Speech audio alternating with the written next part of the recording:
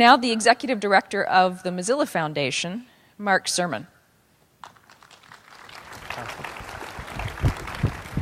Hey folks, good morning. Thanks for having me here. It's super exciting to be here. That was a perfect setup because I'm going to talk about the fact that you're doing something, I don't know, bigger than you think you do. I think you know you're doing something big, and I want to talk about that a little bit. But just to introduce myself a little bit, if the clicker works, I am Mark Surman, and I work with this dragon down in the corner of the picture and about 20,000 people who help make this product here, if the thing will actually work, Firefox and Thunderbird and a number of other things. And just a quick show of hands, does anybody here use Firefox? Right, okay. So it's kind of good, eh? It's not what I'm going to talk about. What I want to talk about is really that future that we just heard about in terms of the rewilding.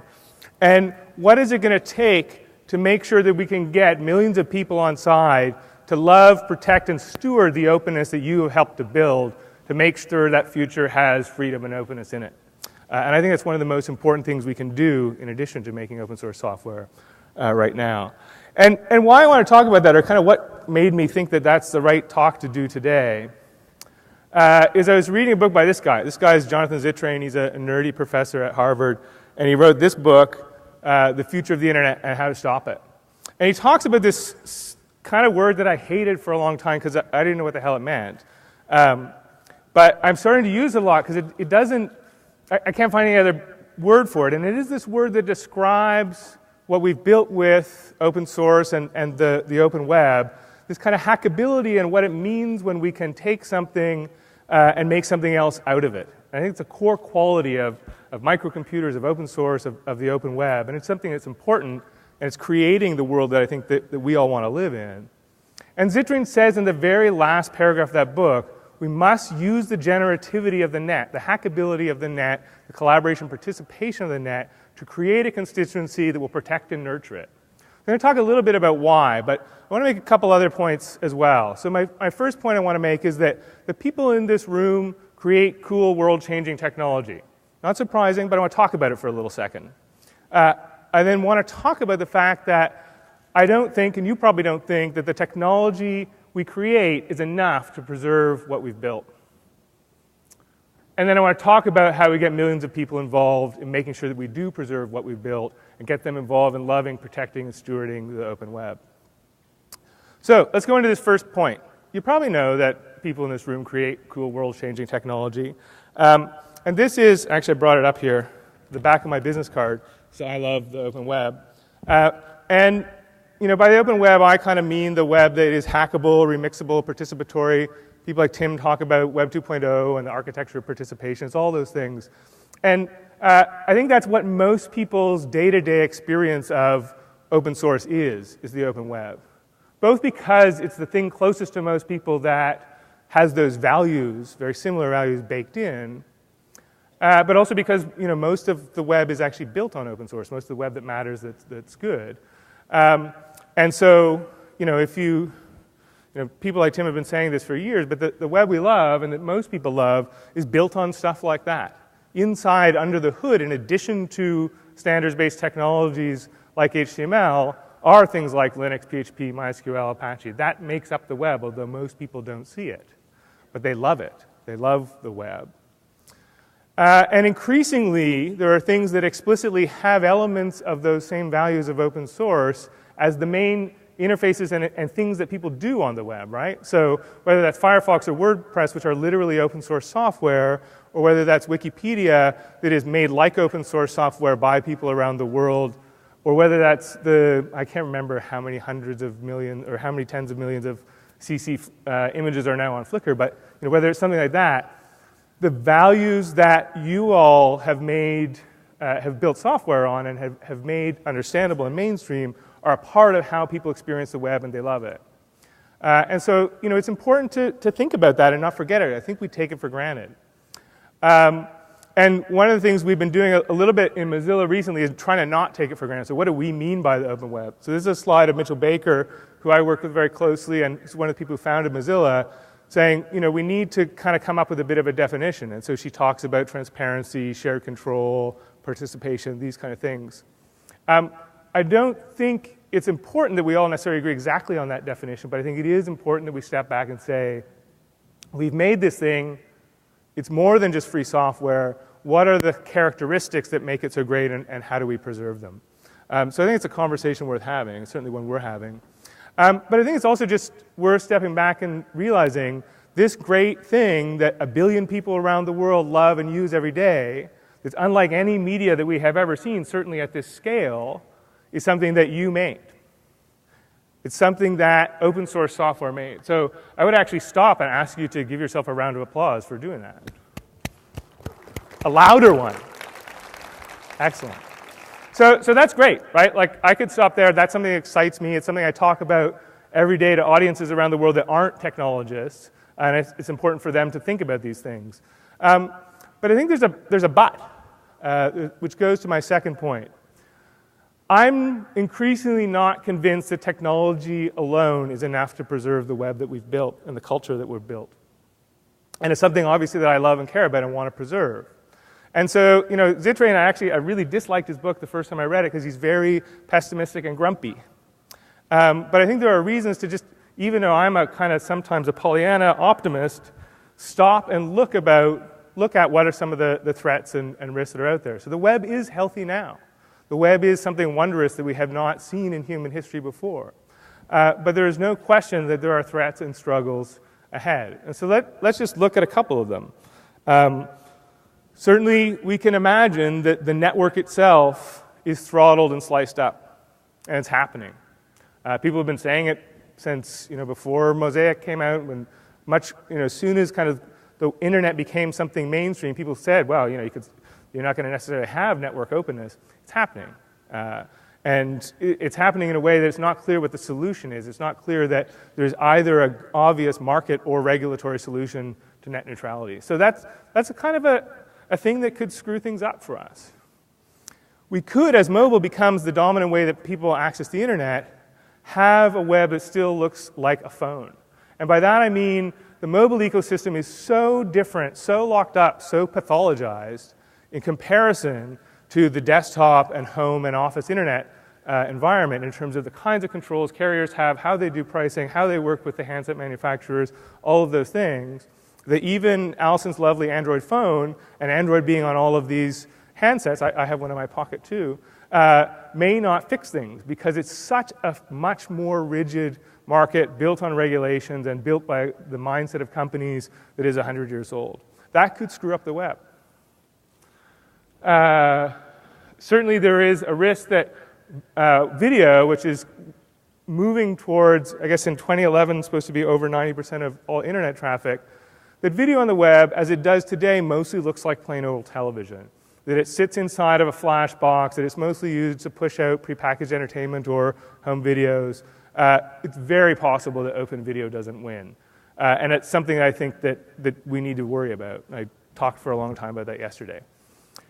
And there's obviously the issue that our identities and our data end up locked up in silos that neither we control nor that we can move between. So those are a few things that could happen. And Zittrain talks about those. Lots of us here talk about those.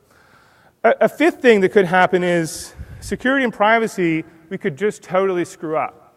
And in some ways we are.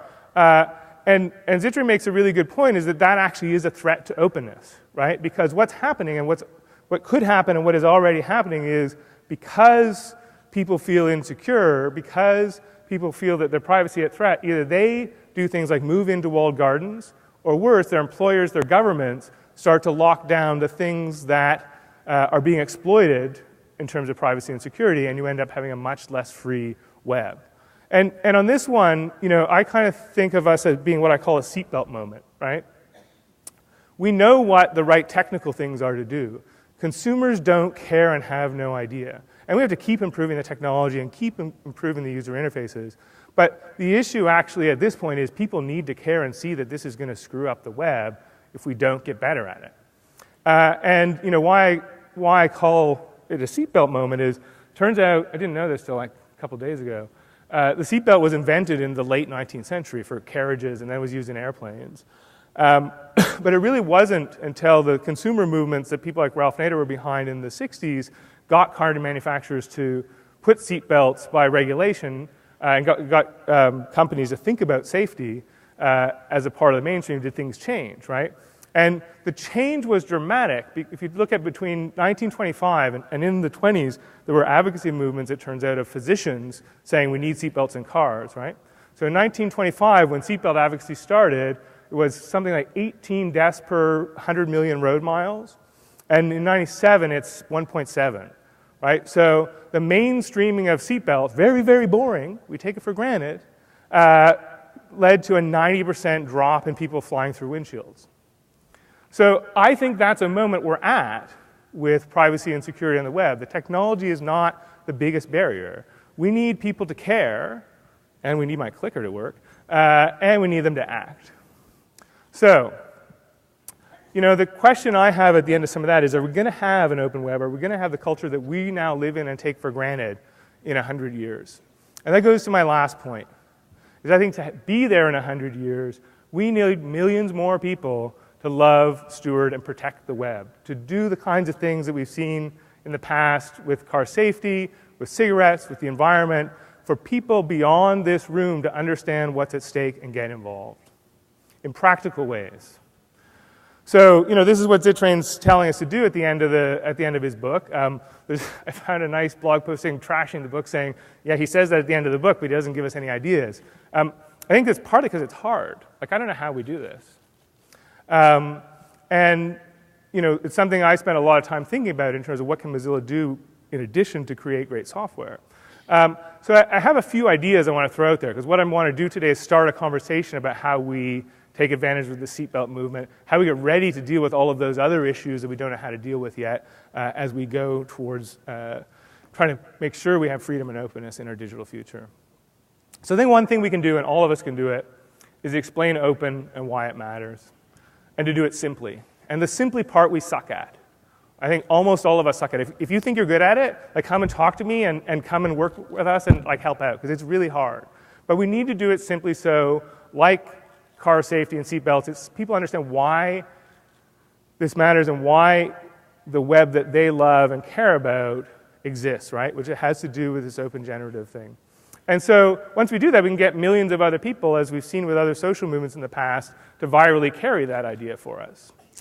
Another thing we can do is focus on what matters. And by that I mean something very specific, which is to drill down to concrete solutions to some of the biggest threats to the internet.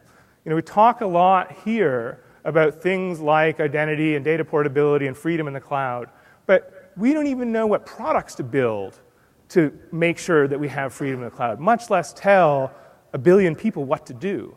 We need to actually sit with some intellectual rigor and talk about these things and figure out what we want the future to look like on these important issues that we know exist.